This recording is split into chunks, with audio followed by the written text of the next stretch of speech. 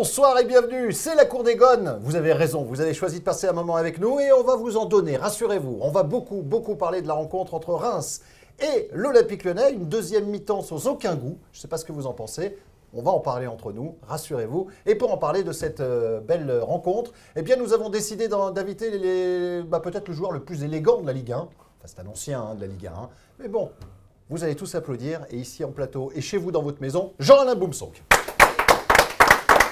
Bonsoir Jean-Alain et bienvenue sur le plateau. Je suis très content parce que ça fait un petit moment qu'on ne s'est pas vu. Exactement, je suis très heureux d'être là. Eh ben c'est gentil, c'est sincère. Eh ben c'est partagé. Jean-Alain, allez rapidement un petit tour de ta nouvelle vie. On te retrouve régulièrement, voire très régulièrement sur beIN Sport. Absolument, oui. Je suis consultant sur beIN Sport depuis un petit moment. Et voilà, je fais ça. Je fais d'autres formations aussi en même temps. Quel genre? Je fais un master en management général d'un club sportif professionnel. Et puis aussi, je passe entre autres mes diplômes d'entraîneur. Bon. Et la suite des événements, c'est de devenir entraîneur à moyen terme? Oh, je ne sais pas, on verra. On verra. Il n'y a pas d'objectif précis. Je les passe et puis je verrai quelles seront les opportunités qui se présenteront. Et puis en fonction de ça, je choisirai. Merci de passer ce moment avec nous, Jean-Alain. On sera accompagné de Razi Brick, mesdames, messieurs. Bonsoir, bonsoir à tous. Bonsoir Razik et également le retour, et ça nous fait très plaisir parce que Julien Huette c'était vraiment de la merde la semaine dernière, de Nicolas Putebois. Salut à tous. Allez, on démarre cette émission comme d'habitude et vous en avez maintenant pris l'habitude. Hein, c'est une petite répétition mais c'est pas grave, avec les questions internet via le site olympique et lyonnais.com. Elles ont été encore une fois assez nombreuses. Et Razik en a sélectionné 3 pour Jean-Alain Boumsong. Exactement, Bart. Alors, je me répète toutes les émissions, mais encore beaucoup de messages de félicitations, d'encouragement pour Jean-Alain. Et les gens étaient ravis qu'il soit présent, comme nous, sur ce plateau pour cette émission. Première question, Tom Lev 15. Jean-Alain, que penses-tu de la jeune génération de défenseurs à l'OL, Rose, Umtiti? Quel est ton regard sur ces jeunes joueurs? Ce sont des joueurs de bon niveau, et surtout Samuel Umtiti est vraiment un joueur qui a un très gros potentiel, qui pourrait devenir un des meilleurs défenseurs centraux européens, voire au monde. Ah oui, tu lui prévois une très grande carrière. Oui, c'est vraiment un bon défenseur. En plus, un pied gauche, c'est toujours recherché. Hein. Il est assez rapide. Là, il est en train de progresser dans son placement, donc il a une anticipation qui est meilleure. Et une concentration aussi qui est meilleure. Donc avec Rose, il vient d'arriver, donc il découvre, on va dire, le haut niveau, l'exigence d'un club comme l'Olympique Lyonnais. Il va se fondre dans ce groupe progressivement voilà, c'est un groupe qui vit bien, c'est des jeunes surtout qui ont à peu près plus ou moins le même âge. Ils sont en train de s'épanouir et surtout de montrer leur talent avec brio. C'est vraiment bien ce qu'ils sont en train de faire. Alors, dans la même un peu bonne transition, Kondo Catoire, son pseudo. Bon. Jean-Alain, d'après toi, pour quelle raison l'OL a plus de mal à former justement des joueurs à vocation défensive et notamment à ce poste de défenseur central? C'est plus compliqué. Hein. Vous savez, de former un défenseur, c'est vraiment compliqué. Parce que de toute façon, un défenseur. Pourquoi c'est plus compliqué qu'un attaquant? Parce que de toute façon, un défenseur, il devient meilleur avec le temps. Un attaquant aussi, non? Un attaquant, il peut être très vite très doué, hein, parce que c'est la créativité. Le poste de défenseur, ça demande. On peut être très bon pendant 89 minutes ou gardien de but, Nico. Ou gardien de but, c'est très compliqué parce qu'il faut être bon. Il faut tout le temps. Quand je dis tout le temps, c'est pendant tout un match. Et puis aussi, psychologiquement, il faut avoir cette force-là qui arrive véritablement avec l'expérience, avec les bonnes prestations, les mauvaises. Et il faut dire que quand on est un très jeune défenseur très doué, c'est très rare. Il faut regarder l'histoire du football. Des jeunes défenseurs doués et très doués, il n'y en a pas énormément par génération. Il y en a quelques-uns, mais c'est pour ça que c'est compliqué de faire tout de suite de très bons défenseurs.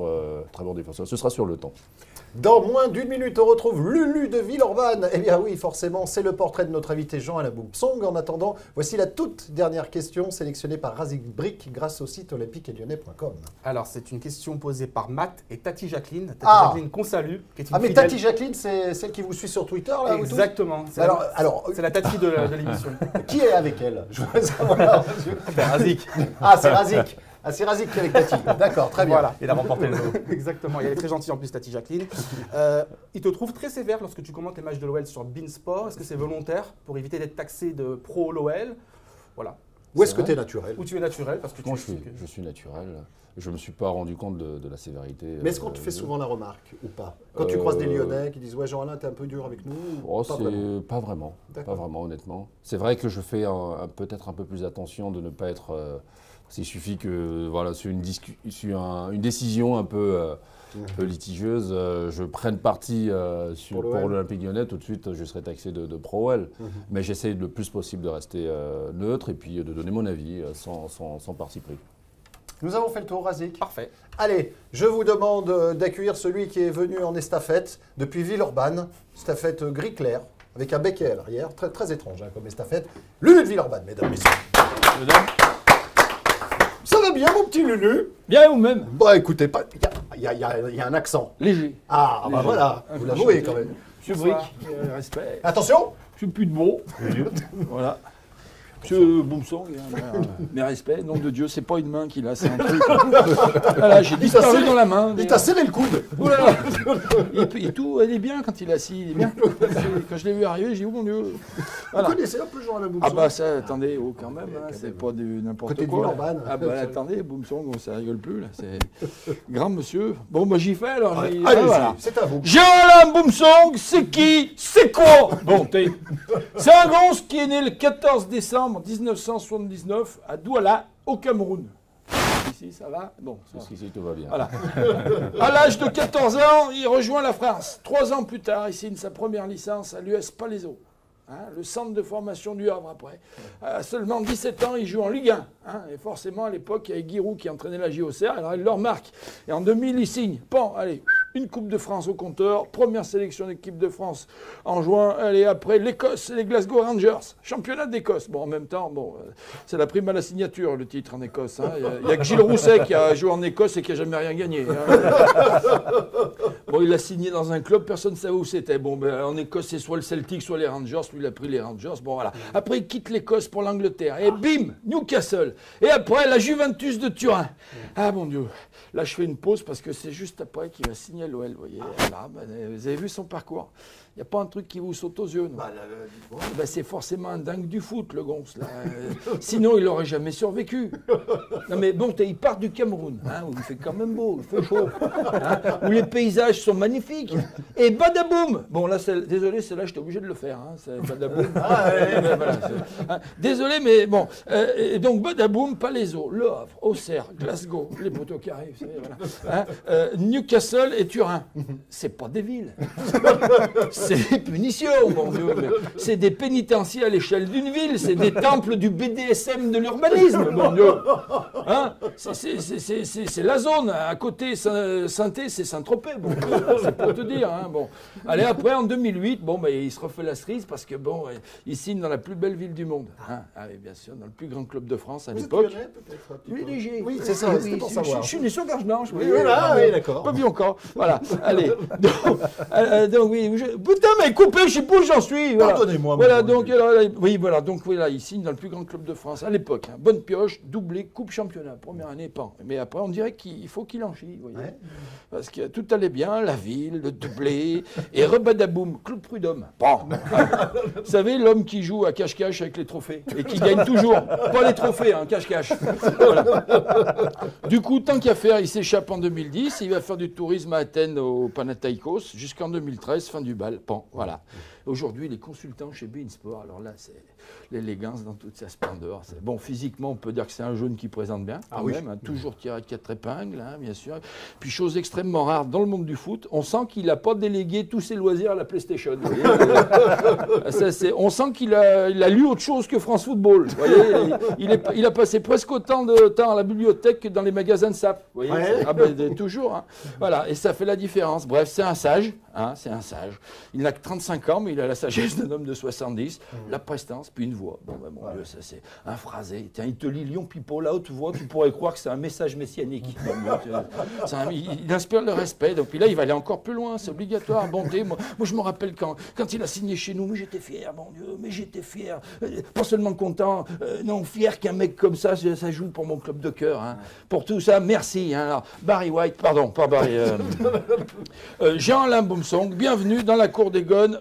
Au revoir, merci. Bon, Lulu. Et à tout à l'heure.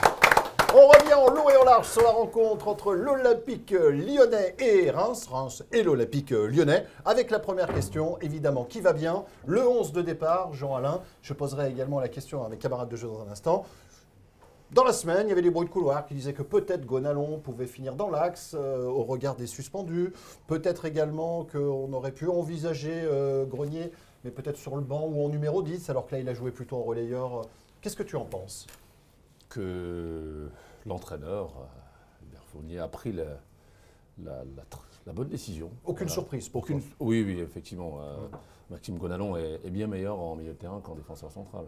Évidemment, s'il n'y avait pas d'autre solution, pourquoi pas?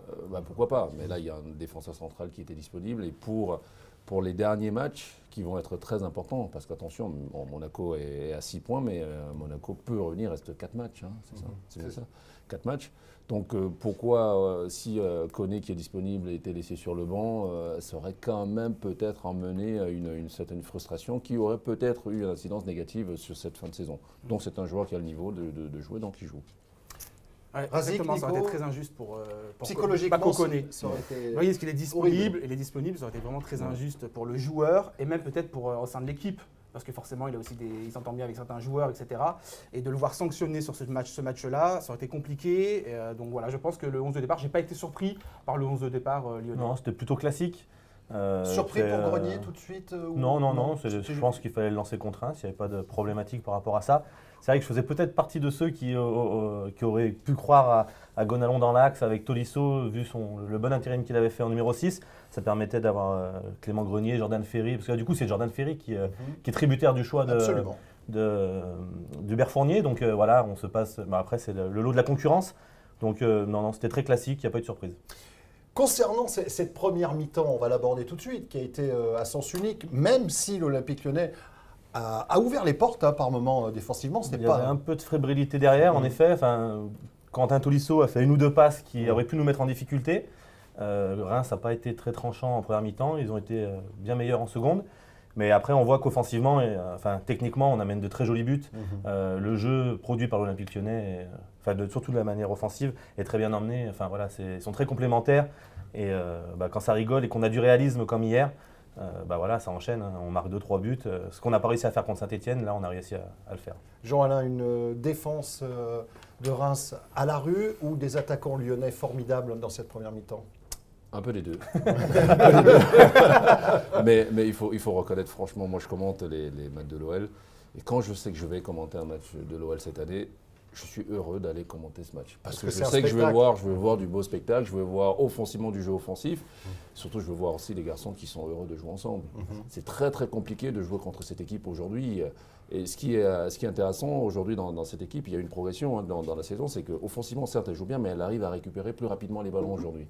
Quand on voit Clément Grenier qui a joué un peu en milieu défensif, milieu relayeur, on voit c'est son premier match, mais je vois offensivement, il a apporté, il était là, il donnait des solutions, mais défensivement, quand je vois le travail qu'il a réalisé aussi, donc ça démontre un peu un état d'esprit qu'il y a au sein de cet effectif.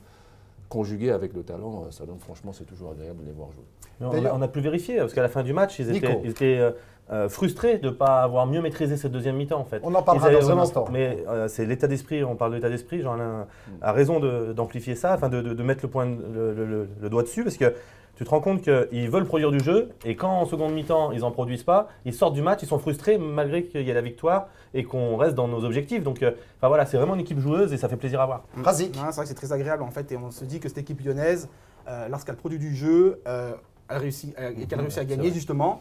Alors que lorsqu'elle joue la défense, elle ne sait pas faire. Elle ne sait pas faire en fait. Elle joue contre nature. On l'a vu en deuxième mi-temps, elle a joué contre nature et ça n'a pas marché. Alors on peut aussi signaler, quand on marque un but et qu'il est fêté de telle manière entre Lacazette et NJ, ça rejoint un petit peu les propos que tu tenais il y a quelques secondes. Il y a une joie collective qui est implacable. Et quand tu fêtes un but comme ça, tu as été joueur de haut niveau comme Nicolas. Voilà, tu ne peux pas tricher. C'est qu'il y a une vraie communion. Moi, il me rappelle beaucoup l'époque auxerroise. On avait pratiquement le même âge. Et donc, j'ai joué de 2000 en 2004. Où il y avait Mexès, Cissé, Capot, Fadiga, il y avait un certain nombre de joueurs. C'était pareil. On avait vraiment offensivement, on produisait du beau football, du beau jeu. Et là, j'ai l'impression de voir à peu près les mêmes, peut-être meilleurs même. Peut-être meilleurs, on verra s'il finit champion, alors là, pour le coup, il serait meilleur. Mais ça se... on voit qu'il y a vraiment ça se voit. Effectivement, quand on s'élève des buts, il y a. Bon, c'est pas improvisé, ça veut dire qu'ils ont prévu ça avant. Ça veut dire que. c'est le signe d'une complicité entre les joueurs et ça, c'est toujours bon signe pour. Est-ce que ça peut faire la différence, messieurs, justement? Le groupe vit bien et tu le sens, donc ça transparaît. Ils nous apportent des émotions positives. C'est parce que eux, entre eux, ils en ont. Ils ont vraiment une vraie complicité. Ils ont vraiment envie de jouer les uns pour les autres et ensemble. Et tu le vois, enfin voilà, comme dit Jean-Alain, quand tu fêtes ce genre de… Mais est-ce que c'est pas le fait aussi des clubs qui forment leurs joueurs? C'est-à-dire qu'on grandit ensemble, on crée des liens ensemble et forcément, sur le terrain, ça se ressent et ça se retrouve. Ça a un avantage, effectivement, de former des joueurs et de les retrouver en équipe première, puisqu'ils se connaissent depuis des années, il y a des automatismes, il y a des affinités, parce qu'avant d'être joueur de foot, c'est des êtres humains. Donc forcément, pour répondre à ta question, est-ce que ça joue? C'est déterminant. Déterminant pour gagner des trophées, c'est déterminant. Il y a des joueurs, oui, il y a des grandes équipes où les joueurs sont talentueux. Certains peuvent se détester, certes, mais ils ont quand même un certain professionnalisme. Voilà. Mais il est quand même préférable d'avoir une bonne entente, parce qu'une équipe de foot, c'est d'abord quoi? C'est une équipe. C'est une équipe, et pour pouvoir véritablement atteindre les objectifs ensemble, il faut quand même s'entendre, s'unir, il faut être solidaire. Et ça, c'est déterminant pour vraiment avoir des performances de haut niveau. Surtout si tu souhaites t'inscrire dans la durée, en fait. Parce que ça peut marcher, c'est vrai, il y a des grandes équipes, et certains joueurs ne s'entendaient pas entre eux, et ils avaient quand même des résultats. Mais dans la durée, ça ne marche pas. Mais la grande question, ce sera, bon là, ils sortent quand même d'une très bonne saison. On était sceptiques, parce qu'ils ont eu un début de saison difficile. 17e au mois d'août. Exactement. Donc ils ont su revenir au plus haut niveau, au premier plan. Et ça, c'est vraiment un bon signe pour l'avenir, parce que on va vraiment les juger quand ils seront dans la difficulté. Mais tu sais, Bart, c'est plus facile de faire des efforts pour ses copains, pour des gens que tu aimes bien. C'est plus facile de faire des efforts. Donc du coup, même quand tu es dans la souffrance, si c'est des gens que tu aimes bien, tu vas vraiment donner le maximum pour eux. C'est moins vrai quand… c'est pour ça que dans les grands clubs, c'est vraiment le professionnalisme qui joue. Là, c'est vraiment la fraîcheur enfin voilà, il y a une vraie osmose entre les gars. Cette deuxième mi-temps, on va y venir, parce que là, on a bien résumé la première, qui a été vraiment décevante, il faut le dire. À un moment, je me suis même demandé si Hubert Fournier n'a pas trop attendu pour faire quelque chose, quelques changements, tellement on n'y était plus. Est-ce que c'est anecdotique tout ça, ou est-ce que ça prouve quand même que peut-être on la joue un peu facile et qu'on a un peu lâché? Non, quand on mène 3-1, voilà, et certes, il y a une baisse de la je veux dire, production du jeu, il y a une baisse de qualité. Mais il n'y a pas non plus le danger de l'équipe, un danger probant de l'équipe adverse. On se dit, bon, on laisse couler. De toute façon, plus le temps s'achemine, s'égrène, et plus notre victoire, elle va être assurée. Donc c'est pas trop grave, selon toi, d'avoir… Non, mais sauf que Reims jouait, Jean-Alain. Il y a 3-1. Reims jouait, t'as eu peur à un moment donné. Enfin, on a eu peur à un moment donné. On s'est dit que Reims pouvait… C'était pas très dangereux. Visiblement, Jean-Alain n'a pas eu peur du tout. Non, mais c'était pas très dangereux. Ils n'ont pas eu de grosses occasions franches qui nous ont mis en difficulté. La domination de l'OL a été moins évidente, c'est sûr, il faut le dire. Clairement, elle n'était plus aussi… En tant que joueur, je trouve pas ça dommage. D'ailleurs, les joueurs étaient déçus pour ça d'ailleurs, parce que tu dis, c'est dommage, on aurait pu en marquer plus. Mais son avis est intéressant, parce qu'il dit que quand… Je dis pas que son avis n'est pas intéressant, mais je vais pas le contredire. Ça y est, on a retrouvé le procureur. Exactement. Mais il ne devrait pas, finalement il gagne 4-2, bon, c'est bien. Mais… Oui, mais on est frustré. Non, il y a parce qu'on veut dire forcément 3 points, c'est important pour la lutte au titre, etc. Mais que cette équipe lyonnaise, dommage, surtout ce qu'elle a réalisé en première mi-temps, elle n'a pas le droit de jouer comme ça, avec d'enchaîner les erreurs techniques, etc. Alors, moi j'ai commenté le match hier de Saint-Etienne. Je peux vous dire, quand on voit… J'entends pas. Il y a eu une opposition entre l'OL et Saint-Etienne, il y a eu 2 partout. Saint-Etienne n'a pas joué, justement. Bon, moi j'ai commenté le match de Saint-Etienne hier. Ils ont gagné 1-0.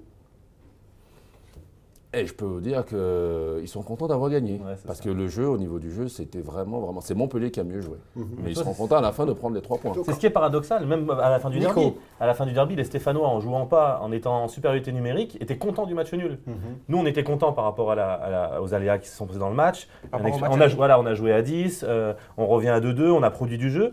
On était plus satisfait qu'après la victoire hier. C'est vrai que c'est paradoxal, on est d'accord. Et hier, on est frustré parce qu'en deuxième mi-temps, on n'a pas joué, on s'est arrêté de jouer. Mais après, le match, il est acquis. Franchement, à 3-1 à la mi-temps, tu sais que le match, il est quasiment gagné, sauf cataclysme. Et tu n'as pas besoin de forcer ton talent pour gagner ce match-là. Et puis, contrairement à ce que tu peux penser, Razik, hier, ils ont pas.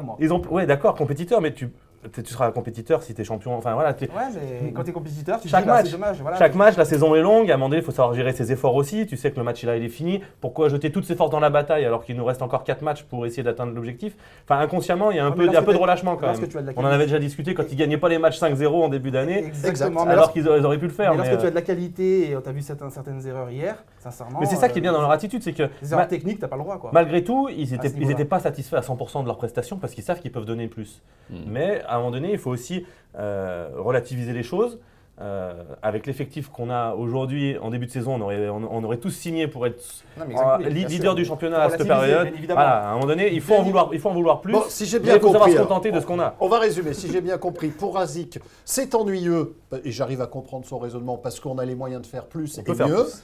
En revanche, si j'écoute les deux anciens joueurs au regard de leur expérience et de leur carrière, ce genre de match à 3-1 à la mi-temps, finalement, c'était presque... On pouvait l'imaginer, on pouvait penser que cette deuxième mi-temps serait de moins bonne facture. C'est ça l'idée. Oui, parce J'ai que mal résumé. oui, on peut s'y attendre parce que il y a surtout avec la domination de la première période, il y a eu une baisse en tout cas peut-être de concentration qui n'a pas été, on va dire, concrétisée à l'avantage de Reims. Mais le plus important dans ces derniers matchs, c'est de gagner. Et c'est pas mal finalement qu'ils aient ce sentiment, cette petite frustration, mais il ne faut surtout pas que ce sentiment reste. Positif, Il ne faut surtout pas qu'il reste ce sentiment. Parce que comment vous gagnez 4-2 à l'extérieur, on est dans le money time là. 4-2 à l'extérieur, si vous sortez, vous êtes frustré. Bah, le prochain match contre Evian par exemple, vous ne le gagnez pas au fait match, là vous allez faire quoi? Bah, vous allez alors vous jeter dans le Rhône pour le coup. Ah, non, ils ont gagné 4-2. Ils ont gagné 4-2. Je l'aime bien celle-ci. Ils ont gagné 4-2. Certes, la deuxième période était moins intéressante que la première. Mais le fait qu'il reste ce sentiment quand même d'inachevé va les maintenir dans leur objectif de fin de saison. C'est une petite piqûre de rappel, tout simplement, pour dire attention, voilà, il ne faut pas se relâcher. Oui, il ne faut pas se relâcher. Le président l'a très bien dit d'ailleurs. Voilà, il faut évacuer toutes ces frustrations parce que le résultat est là malgré tout. C'est ça. Donc il n'y a pas de remise en cause par rapport à cette deuxième mi-temps, il ne faut pas exagérer. Voilà, je Le procureur, je vous connais, vous êtes un malin. Vous êtes un malin. Ce qui m'a plu, te justifie pas. Non, mais j'assume en plus. Ce qui m'a plu, par exemple, c'est l'image, contrairement à mes confrères Canal+, ce qui m'a plu, c'est l'image de Nabil Fekir sur le banc, frustré, énervé, etc. On va encore dire que je défends Nabil Fekir, mais pourquoi? Parce que je me dis, cette jeunesse lyonnaise, justement, est exigeante. Justement, à la fin, elle a soif de victoire, elle a toujours envie de faire plus, toujours envie de prouver, etc. Et ça me plaît. Il n'a pas l'air d'accord avec toi, Jean, alors. C'est bien d'être exigeant. Toi, t'es comme ça, toi, lorsqu'on a joué ensemble sur le terrain, t'étais à fond et t'as pas à perdre. C'est bien d'être exigeant. Après, il faut rester réaliste, il faut apprécier ce qu'on a. Bien sûr. Il faut savoir l'apprécier. Moi, je suis toujours. Ok, je peux être exigeant. Mais après, il faut toujours. Oui, je le suis. Mais il faut rester après. Oui, bien sûr. Mais après, oui, c'est sur le coup. Mais après, derrière, il faut rester réaliste et quand même apprécier ce qu'on a. Ils ont eu une victoire qui aujourd'hui, jusqu'au match en retard de demain, les met en tête du classement. Sachez que quand il joue au foot amateur avec Jean-Alain Boumsong, Jean-Alain Boumsong prend des photos de Razik qu'il montre ensuite à ses enfants pour les faire rigoler. Non, mais mine de rien, c'est vrai que c'est un compétiteur. Franchement, il ne lâche rien sur le terrain. Même, voilà, il lâche rien. Il y a encore de la pinte. Alors, on va revenir maintenant sur. Parce qu'il a dit un match en retard mardi. Il parlait, Jean-Alain, du match PSG-Metz, match en retard qui aura lieu donc effectivement mardi à 21h. On va parler maintenant de Lacazette et de NJ pour deux raisons différentes. Lacazette parce que voilà, c'est historique. Jamais un attaquant à l'Olympique Lyonnais n'avait marqué 26 buts dans une saison, en tout cas en Ligue 1. Est-ce que c'est de la graine de très grand On ne sait plus quoi dire sur Alex Lacazette finalement. Il est en train de réaliser, peut-être, enfin je ne souhaite pas pour lui, mais une de ses meilleures saisons dans sa carrière. Parce que marquer autant de buts, battre ce record-là, bon, il n'y a pas eu des pieds cassés soudés à l'OL depuis que l'OL. Celle-là, on s'y garde. Je la note et je la ressors et je dis que c'est moi qui l'ai inventée. Voilà, je te la pique. À l'OL, il y a eu d'illustres attaquants quand même qui sont passés par l'OL. Et battre ce record, c'est vraiment symboliquement, ça veut dire que c'est vraiment un très bon attaquant qui a encore une marge de progression et qui pourrait, bien évidemment, aujourd'hui pour moi, il pourrait jouer dans une grande équipe. Oui. Encore plus grande que celle de l'OL. Encore plus grande que celle de l'OL d'aujourd'hui. Parce que l'OL d'aujourd'hui, j'espère, deviendra un jour au même niveau que les clubs qui ont gagné plusieurs fois la Champions League. Moi, je pense que pour lui, le plus dur commence. Parce qu'on connaissait ses prédispositions l'année dernière. Il avait marqué des buts déjà, une dizaine de buts, c'était déjà intéressant. Là, il bat le record à l'OL. Il a marqué 26 buts. Maintenant, le plus dur, ça va être de confirmer la confirmation, malgré tout, puisque c'est un éternel recommencement, c'est une éternelle remise en question. Je pense que ça sent la putoiserie, là. Hein. Peut-être. Mais toujours est-il que, franchement, pour lui, ça va être, il va falloir qu'il confirme chaque saison qu'il est capable de mettre 20 buts dans l'année, en tout cas en championnat, et ça ne va pas être évident pour lui. C'est pareil pour Nabil Fekir, c'est la révélation de cette année. Mais il va falloir l'année prochaine qu'il confirme tout le potentiel et toutes les belles choses qu'il nous a montrées aujourd'hui. Donc à chaque fois, c'est un éternel recommencement. Il y a une remise en question à avoir et on pourra vraiment. C'est pour ça que ceux qui font des grandes carrières, ils réalisent ce genre de performance tous les ans. Et c'est à ce moment-là qu'on dit que c'est des grands joueurs. Et la grande question quand même, c'est de savoir quel est le projet de l'Olympique Lyonnais avec ces deux joueurs que tu as cités, Lacazette, Fekir. Quel est-il? Est-ce que c'est les vendre quand ils vont atteindre parce que là, pour le coup, sa valeur marchande est quand même relativement élevée. Est-ce que ce sera de le vendre ou de le conserver pour en faire un des piliers du futur OL? C'est une très bonne question. Ouais. Et c'est-à-dire, je pense que le joueur se pose ces mêmes questions en fait. Savoir est-ce que l'OL souhaite vraiment le projet, franchir un cap avec le nouveau stade, etc., la Ligue des Champions. Donc effectivement, ça fait partie en sachant quand même qu'Alex Lacazette a conseillé à Nabil Fekir de rester la saison prochaine. Voilà, l'Euro 2016 aura lieu en France. Pour parler d'NJ, voilà. sur la première mi-temps, NJ ou NJ, je ne sais plus. NJ. Au Cameroun, il y a pas le NJ. On ne dit pas le NJ. Il a été fabuleux en première mi-temps. Fabuleux. Il a tout réussi, même des trucs que personne n'a jamais réussi. Et tu vois la vraie progression sur les 3 derniers matchs, là, sur les 3-4 derniers matchs. Tu sens qu'il prend de la confiance, tu sens qu'il est plus à l'aise techniquement. Enfin voilà, il a pris conscience de ses qualités et qu'il pouvait faire des grandes choses. Par contre, en seconde mi-temps, il ne réussit plus rien. À l'image de l'équipe. À l'image de l'équipe, en effet. Mais voilà, il y a un vrai paradoxe, un vrai contraste entre ses performances. Et pour le coup, moi, je vais faire comme Dutronc, je vais retourner ma veste. Et puis, j'ai eu beaucoup de doutes sur ce joueur-là. Et malheureusement pour moi et heureusement pour lui, il a su me faire changer d'avis. Tant mieux. Et vraiment, il a des grosses qualités. Et en travaillant encore plus, il va pouvoir faire de grandes choses à mon avis. Ouais, le regard de Jean-Alain doit être intéressant. Alors, est-ce que pour toi, c'est une révélation ou c'est juste la continuité finalement de ce qu'on pouvait imaginer d'un jeune joueur comme lui, Jay? Je dirais quand même qu'il y a une fulgurante progression. Là, il faut le dire. Il t'a bluffé quand même. Il y a une fulgurante progression. Il y a pas Bluffé, je n'irai pas jusque-là, mais je pourrais dire que ça peut s'expliquer dans la mesure où un joueur de foot, c'est d'abord un être humain. J'insiste beaucoup là-dessus. À partir du moment où un être humain est en confiance, arrive à avoir surtout restons dans le domaine du football, il arrive à avoir 1 ou 2 matchs références où il a eu une prestation de très très haut niveau. Il va s'accrocher à cela pour pouvoir continuer à se développer. Et c'est ce qu'il a fait très rapidement cette saison en NBA. Je l'ai vu moi l'année dernière, je le voyais un petit peu en CFA. Effectivement, il était rapide, il avait beaucoup de choses à améliorer dans son jeu, et notamment aussi devant le but. Et puis, progressivement, il a commencé à marquer des buts. Et quand on commence à marquer des buts, on se dit, non, c'est possible, c'est réalisable. Et quand on y croit véritablement, on arrive à faire des choses formidables. Maintenant, là, ce match d'hier, pour moi, si ça symbolise ce qu'il est aujourd'hui. C'est-à-dire, c'est un joueur qui est rempli, qui a des qualités, qui est en pleine confiance, donc il ne se pose pas trop de questions. Finalement, les gestes, il les réalise avec une fluidité, sans qu'il y ait des freins, sans restriction. Sans forcer, effectivement. Donc, pour moi, aujourd'hui, ce joueur, il va devoir maintenant comprendre pourquoi il est dans cet état de grâce, pour pouvoir automatiser certains gestes, quasiment. Pour pouvoir les automatiser et pouvoir les faire quand il aura véritablement décidé de les faire, et même dans les moments difficiles. Et au pays, c'est une star aujourd'hui, on en parle beaucoup de ce gamin, ou c'est pas encore? Oui, on commence à en parler. Oui. On commence à en parler, bien évidemment. Il joue quand même dans une équipe qui pourrait être championne de France. Et au Cameroun, dans l'équipe nationale du Cameroun, il commence à se faire sa place. Et la dernière Coupe d'Afrique, il n'a pas beaucoup joué. Et ça, je peux dire que ça fait couler beaucoup d'encre. Donc c'est un joueur qui est en train de monter en tout cas dans. Tu le connais, tu lui parles? Oh non, très peu. Je l'ai croisé 2-3 fois. Très timide, garçon très timide, très détaché.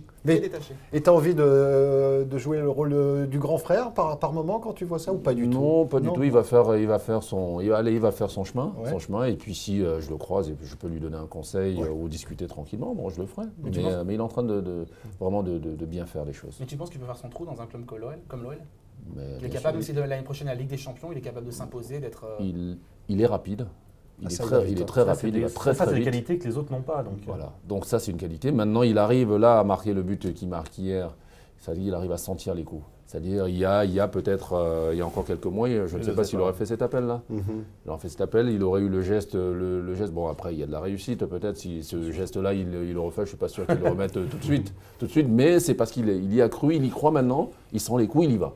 C'est un peu comme ça que finalement il va développer, il va commencer à comprendre certaines choses dans le football de haut niveau, il va réitérer ces mouvements-là. Avec, s'il y a de la réussite, ça va plutôt le conforter dans la compréhension qu'il a du football. parce que les autres qualités, Nico. elles se travaillent, elles s'acquièrent. La technique, elle se travaille tous les jours au quotidien. Donc s'il a pris du retard, c'est pas grave, ça, il pourra le rattraper. La vitesse, les autres ne l'auront jamais. Donc ça, c'est un avantage qu'il a sur tout le monde. Et s'il arrive à développer les qualités, à faire progresser en tout cas les qualités où il est un peu moins bon, bah, il peut faire quelque chose d'intéressant, en tout cas. Allez, on va quasiment terminer cette émission, ou presque, avec le titre de champion de France. Parce que sur le papier, ça paraît compliqué. On va avoir vraisemblablement 3 points de retard dans 48 heures. Est-ce que je noircis le tableau, Jean-Alain? Non. Non, il faut... Bon, question suivante. Non, ça. Ouais. On ne va pas dire, on attend la 38e journée quand même pour voir ce qui va arriver. On aimerait que l'OL le soit, mais Ça il faut paraît reconnaître que... compliqué quand même. Oui, mais c'est possible. Bien que ce soit possible, mais on va dire... Attendons le match de mardi du PSG. Mais pour moi, quand même, le PSG reste un petit cran au-dessus quand même. Et surtout, l'élimination, et surtout, c'est surtout la défaite au match aller contre Barcelone, qui malheureusement pour le PSG, va peut-être permettre à cette équipe d'être championne, parce qu'il y a cette déception qui a déjà été, on va dire, digérée. Dès le match aller, ils savaient quasiment aller. Ils se donnaient des chances. Mais ils savaient, il y a eu la déception. Derrière, ils ont fait un match de championnat, ils ont gagné. Même s'ils ont fait le match retour à Barcelone, ils savaient quasiment qu'ils étaient éliminés. Et ça n'a pas, cette élimination lors du match retour n'a pas eu un impact très fort sur le groupe. Donc du coup, va les remettre dans l'objectif qui est de faire peut-être le triplé. Et justement, moi, c'est l'espérance Nico. que j'avais, c'est qu'on savait que l'équilibre dans le vestiaire parisien était très bancal, enfin c'était très fragile. En tout cas, psychologiquement parlant, les individualités, les égos des uns des autres. Je pensais vraiment que le vestiaire parisien allait exploser en plein vol. Et malheureusement pour nous, au contraire, je pense que ça les a recentrés sur leurs vrais objectifs, c'est-à-dire de faire un triplé inédit voilà, en France. Historique, donc ça n'a jamais eu lieu. Et forcément, je pense que Laurent Blanc et son staff a travaillé là-dessus justement, de manière psychologique, pour recadrer et recentrer tout le monde sur les vrais objectifs et évacuer cette déception de la Ligue des Champions. C'est la crue. Mais encore un petit espoir, malgré Bien tout. sûr. Oui, bien sûr. Il y a des- Bah, non, oui. mais- et puis surtout, Mathématiquement, c'est surtout que- jouable. Ceux qui regardent l'émission, je le dis, Jean-Michel Aulas a une vision. Au lieu de la regarder, il faut qu'il vienne. Oui d'ailleurs, vous l'avez invité 300 fois. Voilà, il a eu une vision et pour lui, l'OL sera champion à l'issue de la dernière journée. Au goal à virage. Au goal à virage. Mais Alors, le ça reste une football, grande saison de l'OL quand même. bien Enfin, sûr, mais alors justement, c'est une très grande saison de l'OL et je vais rebondir sur tes propos parce que le football est cruel, parce que voilà, on est tous d'accord pour dire, même si je suis chauvin comme c'est pas permis et que j'adore l'Olympique Lyonnais, que l'OL est la meilleure équipe au niveau du spectacle cette saison. Et pourtant, vraisemblablement, j'ai bien dit vraisemblablement, l'équipe ne sera pas championne alors que c'est celle qui joue le mieux au football. Mais à la fin, c'est celle qui a le plus de points. C'est toujours ça. ça. C'est ça, le football. c'est ça. Ouais. Ou c'est l'équipe qui a marqué le but. Ouais, mais il y a des Plus de arbitres, buts que l'autre, hein. il y a des arbitres qui font retirer des pénaux, par exemple, et des Après- choses comme ça. Après, Tu vois, c'est embêtant en confrontation directe. Oui, mais le football, c'est d'abord, c'est un jeu et à la fin, c'est le résultat. Et après, il y a des équipes et puis ça aussi, c'est un bel enseignement dans la vie, c'est de connaître ses qualités, connaître ses défauts et puis surtout s'appuyer sur ses qualités. Il y a des équipes qui n'ont pas forcément un jeu aussi flamboyant que l'Olympique Lyonnais, mais qui seront peut-être au moins aussi efficaces. Je vais citer par exemple Chelsea. Chelsea qui n'a pas un jeu aussi beau, mais qui va peut-être probablement gagner. terminer champion de efficace. Ouais. la Première Ligue, C'est sûr. qui est très le efficace. championnat le plus difficile, le plus attractif au monde. Parce qu'ils ont leur force. Certes, ce n'est pas ce que tout le monde attend du football, mais ils misent Et ils là-dessus. gagnent. Et ce même Chelsea sorti par le PSG. Oui, Ouais. c'est vrai. Bizarre le foot parfois. Hein. Très bizarre. Allez, on va terminer cette fois-ci avec un mot sur Hubert Fournier. Quand même, je ne sais pas ce que vous en pensez, parce que je l'ai déjà dit dans cette émission, je faisais partie de ceux qui n'y croyaient pas. Voilà, clairement en début de saison. Eh ben, je ferme bien ma gueule parce que il a repris la relève et a bien fait grandir le bébé de Rémi Garde. Et c'était pas gagné quand même, parce que quand tu connais bien l'Olympique Lyonnais, quand tu arrives de l'extérieur, l'OL est très famille, etc. C'est très compliqué. Et puis finalement, il s'en est admirablement bien sorti. Ah, c'est quoi qu'il arrive, hein, pour la fin de saison, il est en train de réaliser vraiment une très très belle saison. Mais je pense surtout ça. Bon, il a son caractère, hein, qui lui est propre. Mais je pense que son expérience à Reims a un impact aujourd'hui, hein, parce que quand il est monté en Ligue 1 avec Reims, la première saison s'est bien déroulée. Je crois que la deuxième a été très très compliquée. Très très compliquée. Je pense qu'il a beaucoup appris de cette saison-là. Ce qui fait qu'aujourd'hui, quand en début de saison, il arrive avec... Bon, c'est quand même un joueur, c'est quand même un entraîneur qui a été joueur à l'OL, donc il connaît quand même défenseur axial. Voilà, exactement, qui connaît comment fonctionne la maison, donc il n'est pas arrivé en terrain inconnu. Et puis, donc du coup, le début de saison... je pense que son expérience à Reims lui a permis de ne pas paniquer. Certes, ok, un début de saison aussi compliqué. Bon, c'était pas le premier, puisque quand même les années précédentes, il y a eu, je crois l'année précédente quand même, il y a eu un début de saison aussi difficile. Mais il est resté calme et surtout, il a très vite compris qu'il fallait que son management soit un peu plus directif, surtout lors des matchs. Moi, je l'observe dans les matchs. Et surtout au début, il laissait peut-être faire, il était en observation. Et puis là, il faut le voir sur tous les matchs. Oui, si, parce qu'avec ce groupe de jeunes talentueux, il fallait absolument à un moment donné être un peu directif, surtout qu'ils ne s'endorment pas sur leur laurier. Et puis au regard, parce qu'on est quand même l'entraîneur, le manager, il fallait quand même driver, même si là, c'est le gros travail à faire à l'entraînement. Là, il a su bien le faire, ce qui fait que cette OL a de bons résultats. Nicolas Razic. Je pense qu'il a eu chaud à une période, parce qu'à mon avis, sa tête n'a tenu qu'à un fil. Il a su garder le cap, il a su continuer à travailler. Il a su résister aussi à la pression mise par les médias. On a souvent essayé de mettre en porte-à-faux Hubert Fournier et son staff, ses adjoints, le président avec la polémique Twitter et tout ça. Et il a su garder le cap, il a su prendre sa place, rentrer dans le costume et plutôt très bien. Il a gardé sa philosophie de jeu qu'il avait avec Reims. Reims jouait bien au ballon, mais avec des joueurs de moins bonne qualité, sans leur faire offense. Mais en tout cas, aujourd'hui, avec la qualité qu'il a trouvée à l'OL, il a réussi à faire en sorte que cette équipe joue bien, même très bien, et atteigne ses objectifs. Donc aujourd'hui, c'est une réussite. Puis il a su s'adapter à la mentalité lyonnaise, à la maison lyonnaise, c'est-à-dire avec les adjoints, Batik, les cadres, entre guillemets, Genesio, etc. Et ça, c'était très important aussi. Il fallait qu'il s'adapte tout en faisant passer sa philosophie et ses idées. Donc c'est très compliqué, ça. C'est très compliqué. Ce que je dirais, c'est... Certes, il s'est adapté, mais il a surtout su rester lui-même. Voilà, c'est ça. Parce que pouvoir, à un moment donné, répondre au président Jean-Michel Aulas... Il faut être droit dans ses bottes. Il faut rester soi-même. Voilà, certes, il est le patron, mais lui aussi, il est un manager. Donc, du coup, il a su répondre en restant lui-même, sans calculer, en restant simplement authentique. On a fait le tour, messieurs. Moi, je voulais juste, je t'en prie. Petit moment par rapport à la place 42 et la loge 42, petite polémique pour rien à mon avis. Ça reste que du foot, on s'amuse, ça reste des polémiques et du folklore. Enfin, le football et le derby restent du folklore. Et voilà, j'ai une pensée pour les bien-pensants qui veulent toujours tout, qui sont assez rigides et qui ne veulent pas de folklore dans le football alors que ça reste qu'un jeu.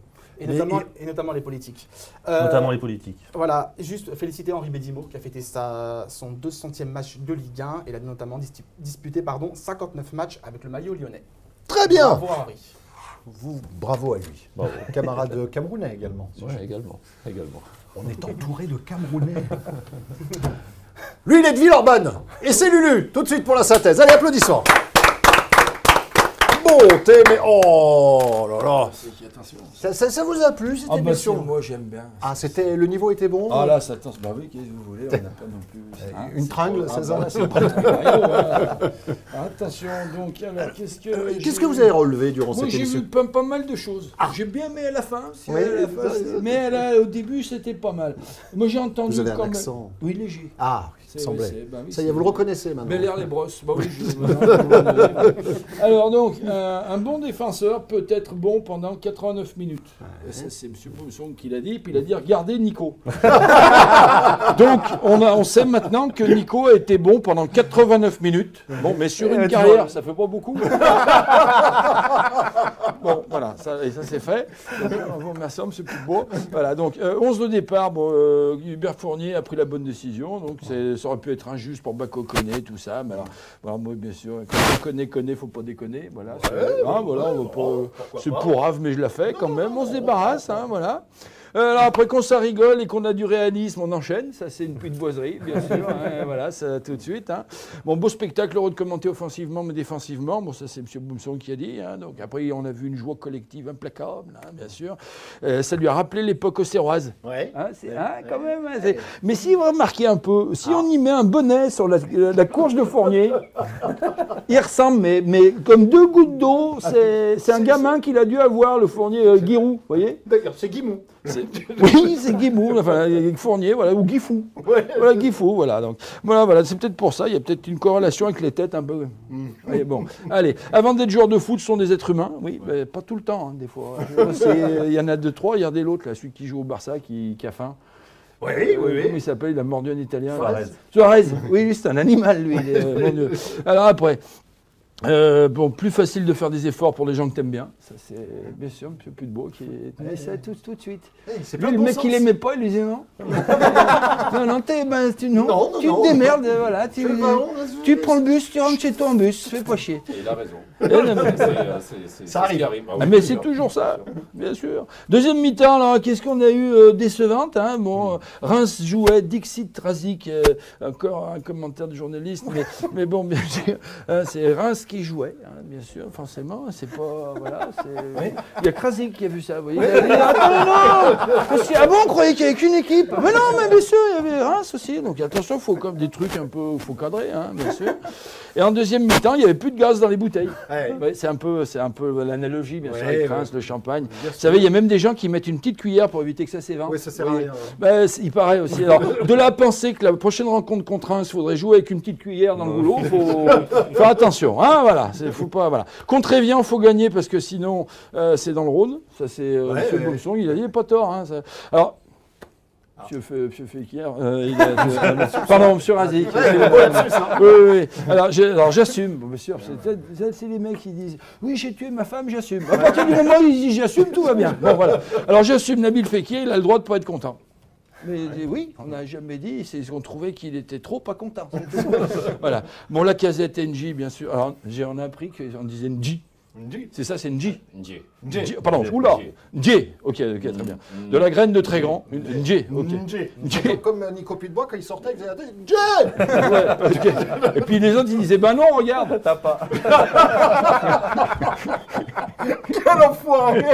C'est ma journée, hein. J'ai pas, ouais. Il y en a un qui gueulait Nji et dit ce qu'il faisait pas. Je vous ai manqué la semaine dernière. Ouais, c'est vrai. Bon Dieu, allez. Alors, qu'est-ce qu'il y a? Bon, alors, moi j'ai eu. Ça, j'ai adoré ça. Il y a eu des pieds, il n'y a pas eu des pieds cassés, soudés. Voilà. Ça, c'est bon. Ah ben là, on a tout de suite compris. Ça, je dirais qu'il y en a non, mais ça, moi, je le balance, je dirais que c'est. Non, mais ça, je dirais que c'est. Attendez, vous êtes honnête, c'est pour ça que j'en suis encore là, à travailler gratuit. Bon, allez. Pour lui, le plus dur commence. C'est vrai, le plus dur, c'est de confirmer la confirmation. Bon, ben là, après, bien entendu, on sent quand même le. C'est plein de bon sens. Catholique, on confirme la confirmation, la communion, le machin. Allez, bon. Voilà. Qu'est-ce qu'il y a là après? Est-ce qu'il y a des gueules? Voilà, pas vraie progression de Njay, sauf parce que du coup, nous, c'est juste un problème. Parce que du coup, comme il joue bien, on peut plus se foutre de sa gueule. Non, ça on ne s'est jamais foutu de sa gueule, on l'a charrié. Vous, peut-être. Bah, moi, quand même, j'ai c'est quand même le seul. Je ne sais pas si vous avez vu, il a inventé un geste technique. À un moment donné, il a fait une interception en aile de pigeon. Je n'avais jamais vu ça pendant le match. Je me souviens pas de ça. Ah, bah si, vous, de toute façon, dès que on ne voit jamais les mêmes matchs. Je vais regarder avec vous regarderez. Oui, mais là, c'est le mec, il a fait une interception en aile de pigeon. Je n'ai jamais vu ça, en plein milieu du terrain. Bon, bref. Alors après, qu'est-ce qu'il y a? Donc, joueur de foot, c'est d'abord un être humain. Bon, ça, bien sûr, il a pris confiance. Voilà. Après, le titre sur papier, c'est compliqué. Le PSG reste un petit cran au-dessus, bien sûr.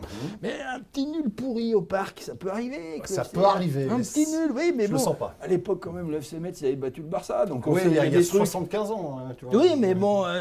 Face à une équipe B du Barça. Oui, mais voilà, on sait pas. Bon, alors, moi, ce que j'ai bien aimé, c'est la tête du proc, hein, quand Nico a dit que les médias avaient essayé de mettre le bras un peu au milieu. Le journaliste, non.